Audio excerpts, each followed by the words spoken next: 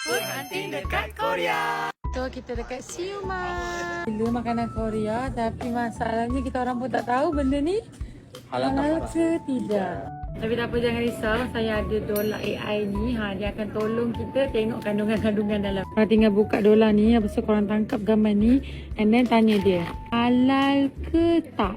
Gitu. Sekejap je dia dah keluar, jawapan dia tidak halal, mengandungi tu. Yang ni kita tak boleh ambil. Wih, nasib baik awak ada apps dolar tu. Kalau tak, kita dah makan dah. Kita try tengok Indomie. Halal ke tak? Mana tahu orang Korea punya ingredient lain. Sini dia jawab, jawapannya halal dan boleh dimakan. Logo halal pun ada. Kita tak perasan. Orang ni sampai suka sebab dia bukan sekadar translate je. Dia siap explain lagi benda-benda dalam tu. Bila kita tak tahu, macam dia datang ni untuk tolong kita lah. Ya.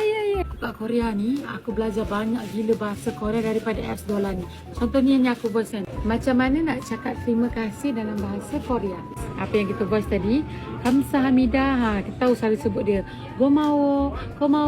So senang gila kalau aku nak bercakap, kalau orang tak faham ke apa kan, aku guna dolar je. Kena bayar ke nak download dolar ni? Apps dolar ni free je, tak payah nak bayar-bayar. Sama ada App Store ataupun Play Store. Tinggal search dolar, lepas tu korang download dan boleh pakai dah.